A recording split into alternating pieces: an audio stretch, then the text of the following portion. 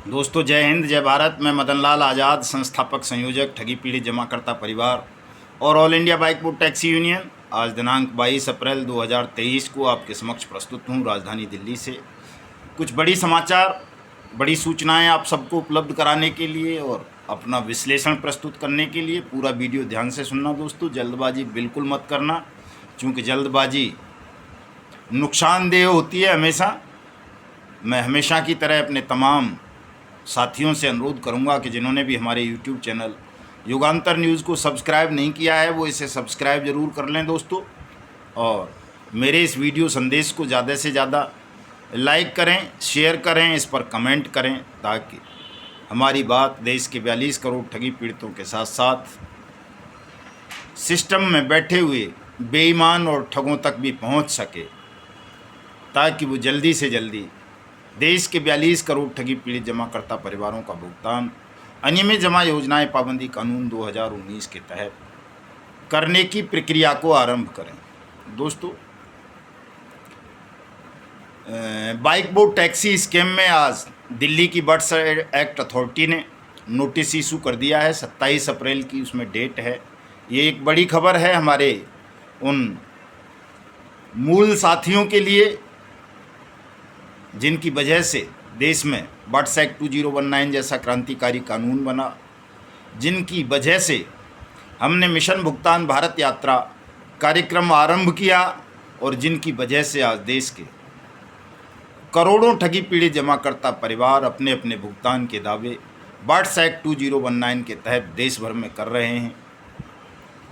आपको पता होगा, नहीं पता है तो जान लें कि बाइक बोर्ड टैक्सी स्कैम प्रधानमंत्री के green India clean India project के नाम पर किया गया था। देश में ओला और उबर की तर्ज पर बाइक बोट के नाम से बाइक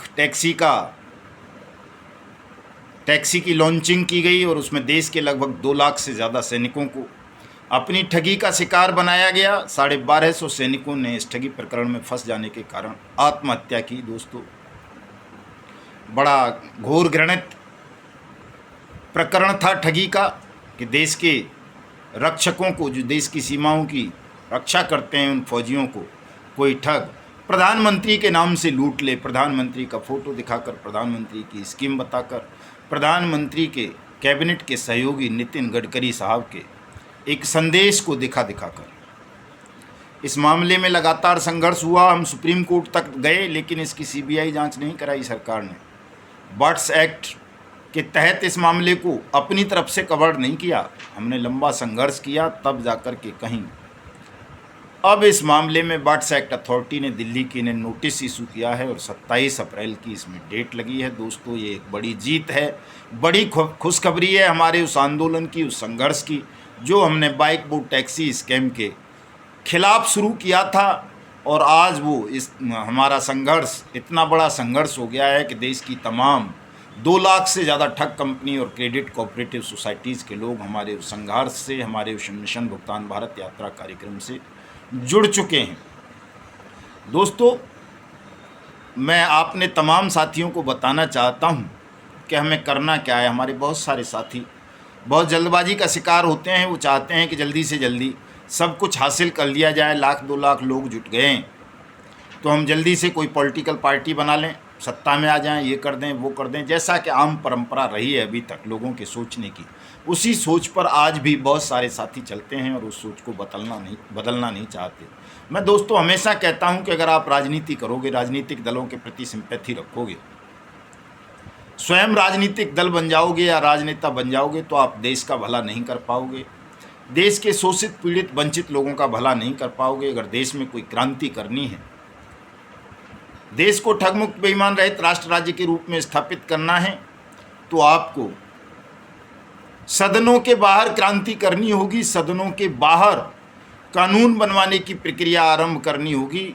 समाज को जागरूक करना होगा, राष्ट्र को एकजुट करना होगा। और जब राष्ट्र जागरूक हो जाएगा, एकजुट हो जाएगा, ईमानदार बन जाएगा, तो सत्ता में बैठा हुआ कोई भी हो, कोई फर्क नहीं पड़ता कि आज नरेंद्र मोदी हैं, कल राहुल गांधी होंगे, परसों अरविंद केजरीवाल होंगे, या ममता बनर्जी होंगी, या नीतीश कुमार होंगे, या वो कोई और होंगे, या कोई आतंकवादी सत्ता में आकर बैठ जाएगा, इस बात का विशेष अंतर देश की जनता पर नहीं पड़ता, देश के संपन्नता पर नहीं पड़ता।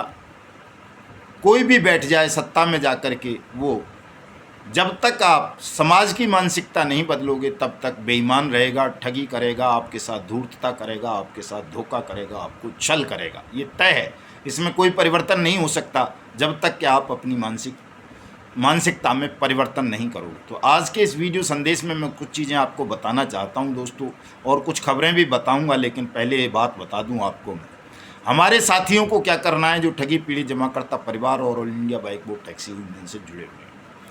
दोस्तों, हमें सभी दलों से समान दूरी बनाकर रखनी है, मतदान का बहिष्कार करना है, पहले भुगतान फिर मतदान के नारे को बुलंद करना है, इस पर अमल करना है। जब तक भुगतान नहीं हो जाता तब तक हम मतदान नहीं करेंगे। ठग बेईमानों भारत छोड़ो, ये नारा बुलंद करना है, जगह जगह लिखवाना है इसको। और सबसे महत्वपूर्ण काम एक करना है कि अपने जिला कलेक्टर को, अपने प्रधानमंत्री को, अपने मुख्यमंत्री को भुगतान का आवेदन जरूर भेजना है व्हाट्सएप 2019 के तहत। और अगर आप इतना सा काम कर लोगे दोस्तों तो निश्चित रूप से आपका भुगतान वर्ष 2023 में हो जाएगा, इस बात की गारंटी है। इसलिए ये काम आपको करने हैं अगर आप अपना भुगतान चाहते हो, राष्ट्र को ठगमुक्त बेईमान रहित राष्ट्र राज्य के रूप में स्थापित करना चाहते हो। एक बात तय है दोस्तों, इसमें कोई परिवर्तन नहीं होना है, कुछ भी हो जाए चाहे देख लेना, इस बात में लेकिन कोई परिवर्तन नहीं होगा। आपकी जो जागरूकता, आपकी जो सामूहिकता, आपका संघर्ष जो दिन दूनी रात चौगुनी तरक्की से बढ़ रहा है, तरक्की कर रहा है, इसके एक परिणाम निकलना है कि आपका भुगतान होगा, निश्चित रूप से आप सबका भुगतान होगा। नरेंद्र मोदी जी कर दें या कोई और कर दे, आपका भुगतान करना होगा। और जो आपका भुगतान नहीं करेगा उससे सत्ता त्यागनी होगी, छोड़नी होगी, वो सत्ता में नहीं रह सकता, ये तय है, निश्चित है। चूँकि आप 42 करोड़ हैं और 42 करोड़ की पीड़ा को जो भी व्यक्ति नज़रअंदाज करेगा, छल से, धोखे से, कैसे भी, उसका अस्तित्व नष्ट होना ही है दोस्तों, इसमें किसी को कोई संदेह नहीं करना चाहिए। मैं हमेशा कहता हूं कि सत्य और सत्ता की शत्रुता सदियों पुरानी है, ऐतिहासिक है। आज भी अगर कोई व्यक्ति सत्य के मार्ग पर चलेगा तो सत्ता उसको आतंकवादियों से ज़्यादा बड़ा दुश्मन अपना मान लेती है। क्योंकि आतंकवादियों से तो उनको पैसे भी मिल जाते हैं, वोट भी मिल जाते हैं, आतंकवाद की आड़ में उनको करप्शन करने का मौका मिल जाता है। इसलिए सत्ता में बैठे हुए ज़्यादातर लोगों को आतंकवादी, ठग और अपराधी बहुत प्रिय होते हैं। लेकिन जो सत्य के मार्ग पर चलते हैं, नागरिक हों, कवि हों, खासतौर से गैर राजनीतिक लोग, वो सत्ता को देश के नहीं अपने सबसे बड़े दुश्मन दिखते हैं। उनको लगता है कि अगर इनको नियंत्रित नहीं किया गया, इनको दबाया नहीं गया, इनको डेमोरलाइज नहीं किया गया तो ये हमारी बेईमान सत्ता के लिए नासूर बन जाएंगे, हमारी सत्ता को उखाड़ कर फेंक देंगे। ये हर सत्ताधारी के मन में रहता है, वो इस सत्य को जानता है। इसलिए सत्ता में बैठे हुए लोग सत्याग्रही लोगों से डरते हैं। और जो बिक जाते हैं दोस्तों, कहते हैं कि बिका हुआ बुद्धिजीवी राष्ट्र के लिए खतरनाक होता है, तो ईमानदार बुद्धिजीवी सत्ता के लिए बहुत ज़्यादा खतरनाक होता है। हमारे जो संगठन के साथी हैं ठगी पीड़ित जमाकर्ता परिवार के, वो वास्तविक सत्याग्रही हैं। मैं स्वयं वास्तविक सत्याग्रही हूँ। इसलिए सत्ता में बैठा हुआ प्रत्येक व्यक्ति हमें अपना दुश्मन मानता है और राष्ट्र के दुश्मन हमें अपना दुश्मन मानते हुए तरह तरह के छल और षड्यंत्र कर रहे हैं। इसी छल और षड्यंत्र के तहत ये जो मुकदमा हमारे खिलाफ दिल्ली पुलिस की स्पेशल सेल ने दर्ज किया है, फर्जी मुकदमा, एकदम फेक मुकदमा, जिसका कोई अस्तित्व नहीं है। हिंदुस्तान के आज़ादी के इतिहास में आज तक कभी ऐसा नहीं हुआ कि प्रधानमंत्री के सचिव ने स्वयं कोई मुकदमा किसी व्यक्ति के खिलाफ करवाया हो। लेकिन ये आपने इतिहास बना दिया कि आपके खिलाफ मुकदमा दर्ज करने के लिए प्रधानमंत्री के सचिव को कंप्लेनेंट बनना पड़ा, FIR करानी पड़ी खुद, कि साहब प्रधानमंत्री के नाम का, उनके कार्यालय के नाम का दुरुपयोग करके जनता से मदन लाल आज़ाद धन वसूल रहे हैं, धन ले रहे हैं देश के फाइनेंशियल फ्रॉड का शिकार हुए विक्टिम से। दोस्तों, हमने प्रधानमंत्री के नाम पर किसी से धन नहीं लिया। हमारा वैधानिक संगठन है, रजिस्टर्ड संगठन है, और ना भी हो, वैधानिक ना भी हो तो उससे कोई फ़र्क नहीं पड़ता। हम राष्ट्र के और जनता के लिए लड़ रहे हैं, देश के शोषित पीड़ित वंचित समुदाय के लिए लड़ाई कर रहे हैं। उसमें लोगों से चंदा ले सकते हैं, शुल्क ले सकते हैं, इसमें कोई गैरकानूनी काम नहीं है। तो इसलिए घबराने की ज़रूरत नहीं है। किसी भी साथी को मैंने जो बताया है, निर्देशन दिया है मेरे वीडियो में, उस पर तमाम साथियों को अमल करना है। दोस्तों, मैं आपको बता देना चाहता हूं, सहारा का जो जोनल मैनेजर था मध्य प्रदेश का, उसको अरेस्ट कर लिया गया है। उड़ीसा में बर्ड्स एक्ट अथॉरिटीज़ अपॉइंट हो गई हैं। ये दोनों खबरें भी बड़ी महत्वपूर्ण हैं। दोस्तों, एक और बड़ी बात मैं आपको कहना चाहता हूं कि देश में आपके पास केवल और केवल सोशल मीडिया का हथियार उपलब्ध है अपनी बात कहने के लिए, और जितना जल्दी आप इसका प्रयोग कर लोगे उतनी जल्दी आपका भुगतान हो जाएगा। इसको हल्के में मत लेना। अभी जैसे जैसे आपका आंदोलन बढ़ेगा, सरकार सोशल मीडिया पर बैन लगाना शुरू कर देगी। समूचे सोशल मीडिया पर भी बैन नहीं लगा सकी तो सरकार जो बर्ड्स एक्ट के लिए एक्टिव होंगे लागू करवाने के लिए, उनके मीडिया अकाउंट्स को सस्पेंड करवा सकती है। इसलिए तमाम साथी अपने सोशल मीडिया पर अकाउंट क्रिएट कर लें, यूट्यूब पर भी, फेसबुक पर भी, ट्विटर पर भी, व्हाट्सएप पर भी, इंस्टाग्राम पर भी, टेलीग्राम पर भी, और एक दूसरे को सब फॉलो कर लें, ताकि अगर मान लो 10, 20, 50, 100, 200 अकाउंट्स को बंद भी करवा दे सरकार, तो बाकी अकाउंट्स के द्वारा हमारी बात देश तक, देश की जनता तक पहुंचती रहे। इस काम को तमाम लोग ध्यान से कर लेंगे दोस्तों। और आज के इस वीडियो संदेश में अब मैं आता हूं माननीय प्रधानमंत्री नरेंद्र मोदी की वो चीज़ें दिखाने पर आपको कि किस तरह से ठगों ने प्रधानमंत्री के वीडियोस का, फोटोग्राफ्स का इस्तेमाल करके देश के 42 करोड़ लोगों के साथ ठगी की, 2 लाख से ज़्यादा सैनिकों के साथ ठगी की, पूरे देश को ठग लिया, लूट लिया, खोखला कर दिया, तबाह कर दिया, जिसके कारण 5 लाख से ज़्यादा लोगों ने आत्महत्या की, 1250 सैनिकों ने आत्महत्या की। लेकिन प्रधानमंत्री का दिल नहीं पसीजा। प्रधानमंत्री ने या उनके सचिव ने एक भी ठग कंपनी या ठग क्रेडिट कोऑपरेटिव सोसाइटी के खिलाफ मुकदमा दर्ज नहीं कराया कि उन्होंने प्रधानमंत्री के नाम का कैसे दुरुपयोग करके देश की जनता को ठगा। ये सुनिए दोस्तों, ये देखिए, ये धौलेरा ग्रीन सिटी प्रोजेक्ट का वीडियो है। तमाम ठग प्रधानमंत्री के इस वीडियो को दिखा दिखा के देश के 70,000 फौजियों को लूटा है दोस्तों। धौलेरा ग्रीन सिटी प्रोजेक्ट सुन लीजिए जरा गौर से, प्रधानमंत्री जी क्या कह रहे हैं इस वीडियो में। ये धौलेरा ग्रीन प्रोजेक्ट के अपराधियों के खिलाफ, ठगों के खिलाफ प्रधानमंत्री ने मुकदमा नहीं दर्ज कराया।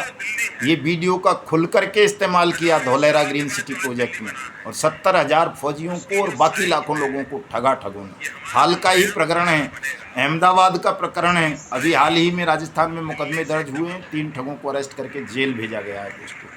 इसके अलावा और दिखाता हूँ मैं, प्रधानमंत्री जी को भी ये टैग करूँगा कि वो देखें ठीक से कि क्या क्या हो रहा है उनके नाम पर देश में गोरख धंधा, और किस तरह से वो ठगों के संरक्षक बन गए देश में। उनके खिलाफ उनके कार्यालय ने, उनके किसी सचिव ने कोई कार्रवाई नहीं की है आज तक। ये देखिए दोस्तों, JKB multi state credit cooperative society घोटाला, लाखों लोगों को ठगा गया। ये अनूप सिंह हैं जेकेबी के चेयरमैन। प्रधानमंत्री के इस फोटो का खूब इस्तेमाल किया है, जो पीछे खड़े हुए हैं ग्रीन, उसमें देख पा रहे हैं या नहीं आप लोग? देखिए, इनके खिलाफ प्रधानमंत्री ने एक पत्र नहीं लिखा, आज तक मुकदमा दर्ज नहीं कराया, इनको गिरफ्तार नहीं कराया। ये देखिए, यही जेकेबी वाले गृह मंत्री अमित शाह जी के साथ हैं। ये सारे फोटो इनके केंद्रीय कार्यालय में लगे हुए हैं। तमाम अपने बुकलेट्स पर छाप करके लोगों को मूर्ख बनाया इन्होंने, कहा हम प्रधानमंत्री के लोग हैं। ये प्रोजेक्ट गृह मंत्री का है, बीजेपी सरकार का है, लेकिन प्रधानमंत्री ने कोई मुकदमा इनके खिलाफ नहीं करवाया। देखिए, रक्षा मंत्री राजनाथ सिंह जी के साथ हैं महोदय। और देखिए, और देखिए, और देखिए, योगी आदित्यनाथ जी के साथ। ये प्रीतम सिंह कोट भाई हैं, जीसीए मार्केटिंग के चेयरमैन। श्रीमान जी कांग्रेस पार्टी के विधायक थे पंजाब से, कभी देश के लाखों लोगों को ठगाया, आज तक अरेस्ट नहीं हुए हैं, खुले घूम रहे हैं। और मैं आपको दिखाता हूं दोस्तों आज बहुत सारे फोटोग्राफ्स जिनमें प्रधानमंत्री के नाम का इस्तेमाल किस तरह से ठगों ने किया है। देखिए, पूरा देश देखिए, इसको ज़्यादा से ज़्यादा वायरल करना दोस्तों, ताकि देश को पता चल सके कि किस तरह से देश के 42 करोड़ लोगों को ठगों ने ठगा, और किस तरह देश की मोदी सरकार मौन रह गई। और जब हमने अनियमित जमा योजनाएं पाबंदी कानून 2019 को इम्प्लीमेंट करने की मांग की तो मोदी सरकार बौखला गई। उसको लगा कि ठगी पीड़ित जमाकर्ता परिवार का आंदोलन बढ़ा, इसको दबाया नहीं गया तो एक दिन वो आएगा कि हमें 42 करोड़ लोगों का भुगतान करना होगा या फिर सत्ता त्यागनी होगी। इसी बहस से प्रधानमंत्री ने दोस्तों स्वयं अपने सचिव को निर्देश दे करके हमारे खिलाफ फर्जी मुकदमा ठगी का दर्ज करवाया है कि हम ठगी करते हैं। जो ठगी पीड़ितों के लिए न्याय के लिए लड़ रहे हैं वो उनको ठग नज़र आते हैं। मुकदमा दर्ज हो गया 23 मार्च से लेकर के 13 अप्रैल तक, कितने दिन में हो गया है लगा लीजिए आप, 15 दिन के अंदर अंदर ही मुकदमा भी दर्ज हो गया। ये देखिए दोस्तों, दिख रहे हैं या नहीं, प्रधानमंत्री जी की फ़ोटो है, उनके मरहूम केंद्रीय मंत्री रामविलास पासवान की फ़ोटो है। राधा माधव कॉरपोरेशन लिमिटेड के ठगों ने यही पिक्चर दिखा कर देश के 60 लाख से ज़्यादा लोगों को ठगा। किसी को न्याय नहीं मिला आज तक। इस कंपनी का चेयरमैन मितेश अग्रवाल प्रधानमंत्री का दोस्त खुला घूम रहा है दोस्तों। रामविलास जी तो स्वर्गीय हो गए। और दिखाता हूँ दोस्तों, ये देख रहे होगे आप, ये भी प्रधानमंत्री जी के मित्र हैं, पीछे दिखाई पड़ रहे हैं आपको। इन्होंने भी ब्लू फॉक्स मोशन के नाम पर देश के लाखों लोगों को ठगा है। और दिखाता हूं दोस्तों, ये आप देख रहे हो अनिल सेन, गोबाइक या जेबीसी कुछ इस तरह की इसने कंपनी बनाई यहीं नोएडा में। इसने ठगी की। और देखिए देश के सबसे बड़े महाठग सुब्रत राय सहारा का ये पोस्टर फोटो तमाम देश के अखबारों में छपा, टीवी पर चला। प्रधानमंत्री जी, गृह मंत्री जी दोनों हैं, भारत माता के चित्र के साथ। 13 करोड़ लोगों की ज़िंदगी दबा कर दी, 13 करोड़ लोगों को ठग लिया इस सुब्रत राय सहारा ने। प्रधानमंत्री ने इनके खिलाफ एक FIR दर्ज नहीं कराई, पैरोल पे चल रहा है 2016 से। प्रधानमंत्री जी ने सबसे पहले इसी को पैरोल दे दी थी। प्रधानमंत्री जी का मित्र है, सबको पता है, ऑन रिकॉर्ड मित्र है। आज तक उसको जेल नहीं भेजा, केवल खोखली घोषणा कर देते हैं। सुप्रीम कोर्ट पर भी उलझुल दबाव बना करके एक हवाई बना दी कि हम दे रहे हैं तमाम लोगों का पैसा, लेकिन सरकारी स्तर पर आज तक उसकी एक अधिसूचना जारी प्रधानमंत्री जी नहीं कर सके हैं दोस्तों। ये देखना दोस्तों, प्रधानमंत्री जी नहीं कोई और हैं, आदर्श क्रेडिट कोऑपरेटिव सोसाइटी का उद्घाटन करने पहुँचे हैं मुकेश मोदी और राहुल मोदी के साथ। इसके खिलाफ प्रधानमंत्री जी ने कोई मुकदमा दर्ज नहीं करवाया, जिसने देश के 21 लाख रिटायर्ड पेंशनर्स को ठग लिया। कितने ही बुजुर्गों ने आत्महत्या कर ली। ये देखिए प्रधानमंत्री जी हैं कोई और हैं दोस्तों। ये देखिए फ्रीडम मोबाइल वाला सबसे पहला घोटाला, जब प्रधानमंत्री जी ने शपथ ली थी देश का प्रधानमंत्री बनने की। देश के कई करोड़ लोगों को 250 रुपये में मोबाइल देने का वायदा करके प्रधानमंत्री का पोस्टर छाप के इसने कई करोड़ लोगों को ठगा। आज तक प्रधानमंत्री ने मुंह नहीं खोला, न प्रधानमंत्री ने कोई FIR दर्ज कराई। ये तमाम फ़ोटो मेरी फेसबुक ID पर भी हैं, मैंने लगा रखे हैं दोस्तों। ये देखिए कैची पिक्सल वाला, सबको मिलेगा 11,500। नरेंद्र मोदी जी कह रहे हैं कि घर बैठे ये TV देखो, विज्ञापन देखो, सबको 11,500 रुपये मिलेगा। ये गुजरात का ही ठग था दोस्तों, जिसने ये पोस्टर छाप के कोविड काल में देश के लाखों लोगों को ठग लिया। देख रहे हो ना, प्रधानमंत्री जी की फ़ोटो है ये भी। और दिखाता हूँ दोस्तों आपको मैं, और भी बहुत सारी हैं मेरे पास इस तरह की प्रधानमंत्री की फ़ोटो, जिनमें उनके चित्र का दुरुपयोग किया गया है, नाम का दुरुपयोग किया गया है, लेकिन प्रधानमंत्री जी ने इनके खिलाफ कोई कार्रवाई नहीं की। देखिए प्रधानमंत्री जी के साथ साथ और बहुत सारे भूतपूर्व प्रधानमंत्री भी एक महाठग के साथ विराजमान दिखाई दे रहे होंगे आपको। इनके खिलाफ कोई कार्रवाई आज तक नहीं हुई कि कैसे प्रधानमंत्री का और बड़े लोगों के नाम का दुरुपयोग करके देश के लाखों करोड़ों लोगों को लूट लिया गया, ठग लिया गया। ये देखो, ये प्रधानमंत्री जी के साथ ही फ़ोटो है राहुल मोदी का, आदर्श क्रेडिट कोऑपरेटिव सोसाइटी वाले का। संजीवनी वाला सबको पता ही है दोस्तों, गजेंद्र सिंह शेखावत केंद्र में मंत्री है।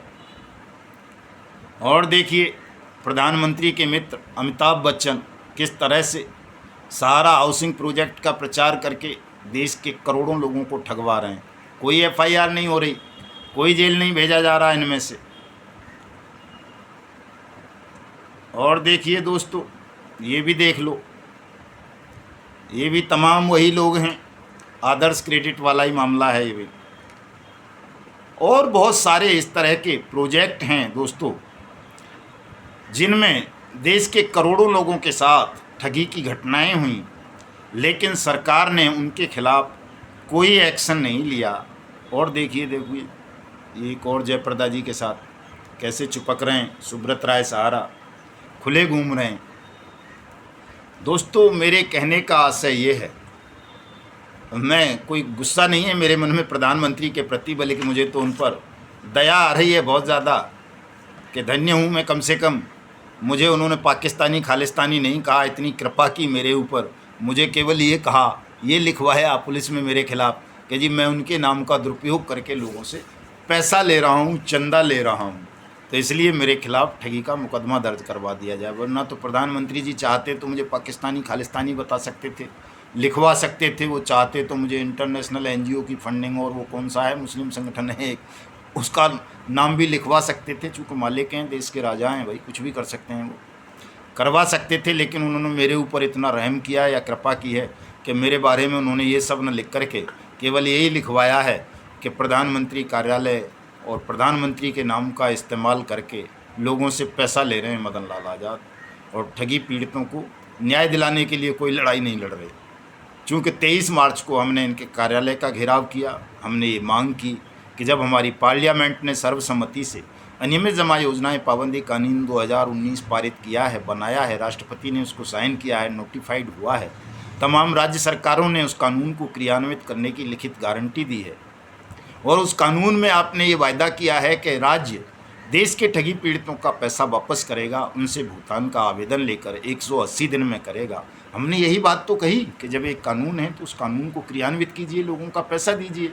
इतने लोग रोज़ सुसाइड कर रहे हैं, करोड़ों लोग मानसिक रूप से अर्धविक्षिप्त हो चुके हैं, और इस बात को लेकर देश के प्रधानमंत्री का इतना नाराज हो जाना कि सामान्य लोगों के खिलाफ, गैर राजनीतिक लोगों के खिलाफ इतनी उग्रता धारण कर लेना कि उनके खिलाफ इस तरह के मुकदमे दर्ज करवा देना, मैं समझता हूँ ये गलत है, ऐसा नहीं करना चाहिए। वैसे तो खैर ये उनका अधिकार है कि भाई हम सत्याग्रही हैं, हम सत्याग्रह के हथियार का प्रयोग करके जन चेतना पैदा करेंगे सरकार के खिलाफ, सत्ता के खिलाफ, बेईमानों के खिलाफ, ठगों के खिलाफ। तो सत्ता हमारे खिलाफ मुकदमे तो दर्ज करवा ही सकती है, हमें जेल भिजवा सकती है, ये अधिकार तो उसके पास है ही। लेकिन इस अधिकार का इस्तेमाल थोड़ा सोच समझ करके करना चाहिए था। क्योंकि आप किसी भी कानून का दुरुपयोग करेंगे, किसी एजेंसी पर नाजायज़ दबाव बनाकर आप अपराधियों को खुला छुड़वाएंगे, और जो निर्दोष लोग हैं, जो अपराधों के खिलाफ लड़ रहे हैं, अपराधियों के खिलाफ लड़ रहे हैं, उनके खिलाफ एजेंसियों का दुरुपयोग करेंगे, उन पर दबाव बनवाएंगे, तो भविष्य आपको माफ़ नहीं करेगा। ईश्वर आपसे नाराज़ हो जाएगा, प्रकृति आपसे नाराज़ हो जाएगी, और जो आपके अधीनस्थ हैं वो भी कब तक आपकी इस तानाशाही को स्वीकार करते रहेंगे। और हिंदुस्तान कोई नपुंसकों का मुल्क नहीं है, हिंदुस्तान कायर देश नहीं है। हिंदुस्तान तो उन मुगलों से भी लड़ा है जो बहुत ज़्यादा क्रूर होते थे। हिंदुस्तान उन अंग्रेज़ों से लड़ा है जिनका साम्राज्य इतना बड़ा था कि जहाँ से सूर्यदेव उदित होते हैं और जहाँ अस्त होते हैं वहाँ तक उन्हीं का साम्राज्य था, परमाणु शक्ति थी। हम उनसे भी लड़े हैं, उनको भी उखाड़ फेंका है। तो आप तो हमारे ही वोट से चुने हुए प्रधानमंत्री हैं, आपकी सत्ता को उखाड़ने में कितना समय लगेगा? 1 साल के मेहमान और हैं आप। अगर इसी तरह से आप अन्याय करते रहेंगे, देश के 42 करोड़ लोगों का भुगतान कानून बन जाने के बाद भी नहीं करेंगे, तो 2024 में आम चुनाव है, हम आम चुनाव का ही बहिष्कार करवा देंगे, मतदान का बहिष्कार करवा देंगे। ध्यान रखना प्रधानमंत्री जी, हम नोटा वाले भी नहीं हैं, हम कोई अरविंद केजरीवाल और राहुल गांधी भी नहीं है कि आप हमें सांसदी छीनने का भय दिखा दोगे या मुख्यमंत्री का पद छीन लेने का भय दिखा दोगे। मदन लाल आज़ाद तो सड़क पर बैठा हुआ आदमी है, सड़क से नीचे मदन लाल आज़ाद को आप कहीं नहीं ले जा सकते, और जेल तो मदन लाल आज़ाद के लिए उपहार है, पुरस्कार है। मदन लाल आज़ाद का क्या प्रत्येक सत्याग्रही का पुरस्कार रहा है? ये कोई धन पद प्रतिष्ठा के भूखे नहीं है कि आप हमारा धन लूट लोगे, फैक्ट्रियाँ चल रही हैं साहब तो हम आपकी गुलामी करने लगेंगे, सत्य से बगावत कर देंगे। हमने तो झूठ से बगावत करना सीखी है, अन्याय से बगावत करना सीखी है, और अन्याय को, झूठ को, अहंकार को धूल में मिला देंगे, मिट्टी में मिला देंगे। ध्यान रखना, इतिहास पढ़ लेना। मदन नाम है मेरा जो न स्वयं में मद करता है, अहंकार रखता है, न किसी का अहंकार जीवित रहने देता है अगर वो अपनी पर आ जाए तो। और मैं तो पिछले 30 सालों से अपनी पर आया हुआ हूँ। पिछले 3 सालों से तो मैंने सब कुछ छोड़ रखा है, घर द्वार, केवल और केवल एक ही बात के पीछे पड़ा हुआ हूँ, कहने में जमा योजनाएं पाबंदी कानून 2019 का क्रियान्वयन कराऊंगा, देश के 42 करोड़ ठगी पीड़ितों का भुगतान कराऊंगा, और यदि भुगतान नहीं करवा सका तो बेईमान सिस्टम और ठग साम्राज्य को जमींदोज कर दूंगा, चाहे कुछ भी करना पड़े। ध्यान रख लेना मेरी बात का। ये अहंकार नहीं है मेरा, ये क्रोध नहीं है, सत्याग्रह है ये। और सत्याग्रह में क्रोध के लिए, अहंकार के लिए कोई स्थान नहीं होता, केवल सत्य के लिए स्थान होता है। मैं भविष्य दिखा रहा हूँ। यही सत्य है कि यदि 42 करोड़ ठगी पीड़ित जमाकर्ता परिवारों का भुगतान नहीं हुआ तो कोई भी सत्ता इस देश में रह नहीं पाएगी, कोई भी शासन कर नहीं पाएगा, ये निश्चित है। ध्यान रखना। और मैं अपने साथियों से कहना चाहूँगा कि साथियों, डरना नहीं, झुकना नहीं, दबना नहीं, चाहे एक मुकदमा नहीं 1000 मुकदमे हो जाएं, इनकाउंटर भी करवा दे सरकार मेरा। वैसे होगा नहीं, मेरी आयु अभी शेष है, मृत्यु तो ईश्वर तय करते हैं, नारायण मेरे साथ रहते हैं, तो हत्या कोई कर देगा ये संभव नहीं है। लेकिन मान लीजिए हो भी जाए किसी तरह से, तो फिर भी आपको डरना नहीं है, घबराना नहीं है, प्रतिकार करना है, अपने अधिकार के लिए लड़ना है। और जब तक 42 करोड़ ठगी पीड़ित जमाकर्ता परिवारों का भुगतान न हो जाए, तब तक अपनी आवाज़ को उठाते रहना है, मतदान का बहिष्कार करना है, इस देश के पूरे ठग साम्राज्य और बेईमान सिस्टम का अस्तित्व नष्ट कर देना है। दोस्तों, जय हिंद, जय भारत।